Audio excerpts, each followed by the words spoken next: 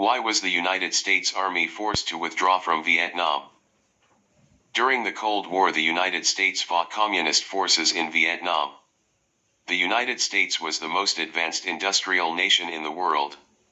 It was able to use the very latest technology in the war. Despite its superior resources, the United States was defeated and forced to withdraw from Vietnam. 500,000 American soldiers, with 700,000 Vietnamese allies, with total command of the air, total command of the sea, backed by the huge resources and the most modern weapons, are unable to secure even a single city from the attacks of an enemy whose total strength is about 250,000. The enemy Senator Robert Kennedy referred to was, in fact, two forces, the People's Army of North Vietnam, PAVN, and the People's Liberation Armed Forces, the Viet Cong. The PAVN was the regular army of North Vietnam. They wore uniforms and were trained to fight normal set-piece battles, making the most of jungle conditions against U.S. troops. The PAVN was inferior to the U.S. Army in terms of equipment and numbers.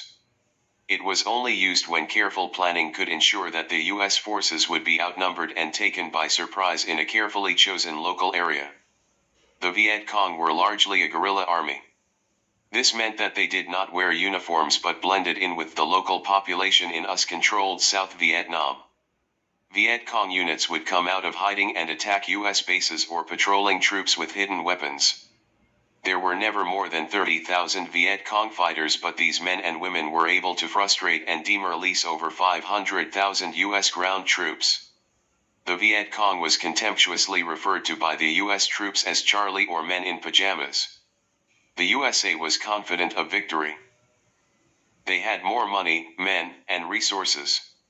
They also controlled the air over Vietnam. Their B-52 bombers could fly at heights that prevented them being seen or heard. During the war, 8 million tons of bombs were dropped on Vietnam, 3 times the amount of bombs dropped throughout the whole of the Second World War. However, the Viet Cong were never defeated.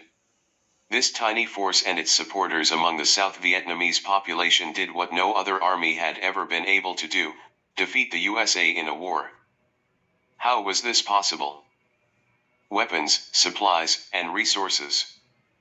USA. There is absolutely no doubt that our weapons and supply systems are superior in every way to those of the Viet Cong. Every U.S. soldier is armed with a light, powerful and fast-firing rifle called the M16. We know for a fact that the Cong are using very crude rifles made in Russia. Those weigh over a kilogram more than ours, and that makes a difference on a long march. What's more, they fire more slowly too. In addition, we want for absolutely nothing in the way of supplies here, even though we are over 12,000 miles from the USA. On our bases we have cold beers, steaks, ice cream, and all the comforts of home. We even have entertainment laid on for us by big stars from home. Also, we are very well supported from the air. Helicopters take us from our bases to our patrol points and then bring us back when the patrol's over to the comforts of the base. They also bring out the wounded very quickly, so those guys get the best medical care. We also see our huge bomber planes, called B-52s, flying high overhead to bomb the Viet Cong supply lines from North Vietnam.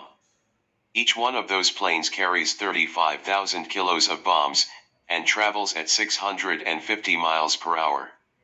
The North Vietnamese and Viet Cong can't do a thing about them most of the time, since they don't really have an effective air force. What puzzles me, though, is how these Viet Cong soldiers always seem to find enough food to stay fit, and enough guns, rocket launchers, and ammo to keep fighting us. If our B-52s are that good, how come all these supplies keep getting through? Viet Cong. We do not have the supplies of the Americans, it is true. But sometimes I think they have so much it makes them soft. We can live on rice, vegetables, and very little meat. Villagers in the south are either supporting us or afraid of us, and, either way, they give us food. We also bring supplies by bicycle and trucks down the Ho Chi Minh Trail from North Vietnam. This trail is a complex web of different jungle paths and is badly bombed, but we keep moving it to keep the Americans guessing. It also runs through countries that are not at war with the USA, so they dare not bomb it in those countries. Our Russian AK-47 rifles are crude and heavy and they don't fire as well as the M16, but they are very tough and simple to fix. They are even able to fire after being kept in the damp and muddy supply hideaways we have all over the South. No M16 could do that, so what use would such flashy guns be to us? At first we used handmade weapons such as spears, daggers and swords. However, over time we have built up a large supply of weapons that we have captured from the enemy. Most of the explosives we use for our mines and booby traps come from unexploded bombs dropped by the Americans. We have developed pineapple bombs that embed heavy plastic fragments into Yankee soldiers. These are impossible to spot by X-ray and many soldiers die slowly as doctors poke about inside them looking for bits of bomb. We have enough to hit them by surprise and to continue hitting them by surprise. Our soldiers know this land, which more than makes up for any disadvantage in equipment. Tactics. Viet Cong. We use guerrilla warfare to wear down the enemy. It is a bit like a flea attacking a dog. We bite, hop, and bite again, avoiding the foot that will crush us. We do not seek to destroy the enemy in one go. Instead we bleed him and feed on him, plague and bedevil him. When the enemy advances we retreat, when the enemy camps we harass them, when the enemy tires we attack. Our leaders tell us not to go into combat unless we outnumber the enemy. We tend to attack at night and concentrate on attacking small enemy patrols or poorly guarded positions. We are always keeping the US soldiers guessing as to where we will hit them next. We have spies everywhere among people working on US bases and they help us plan our attacks. We move into position under cover of darkness, then attack their bases hard. By the time they are ready to fight us we are gone. They never feel safe. We even attack the US Embassy in Saigon. In the villages we control, we often build underground tunnels.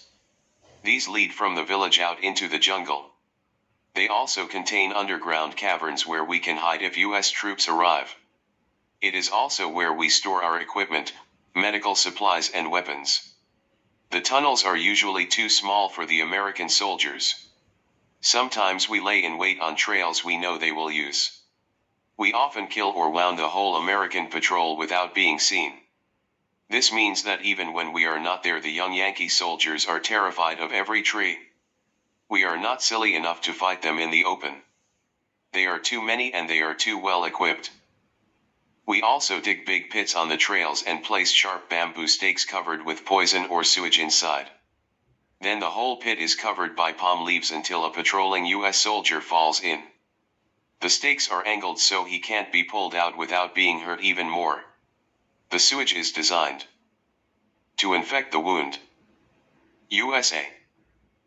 We are sent on search and destroy missions into local villages.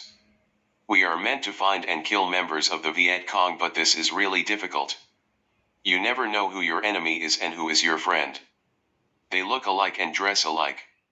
Innocent people are sometimes killed by mistake. 3 months after being elected president, Lyndon B. Johnson launched Operation Rolling Thunder. The plan was to destroy the North Vietnam economy and to bomb territory controlled by the Viet Cong in South Vietnam. For the next 3 years our planes dropped 1 million tons of bombs on Vietnam. As well as explosives, we have also dropped napalm.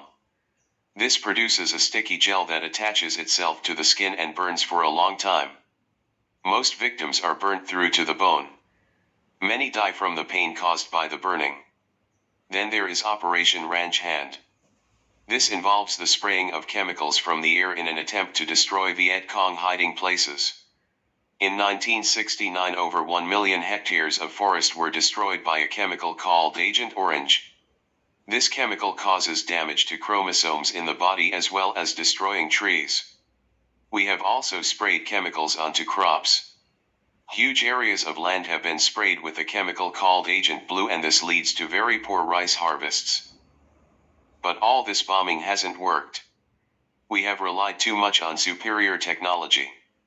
The key to defeating the Viet Cong guerrillas is to win over the local population.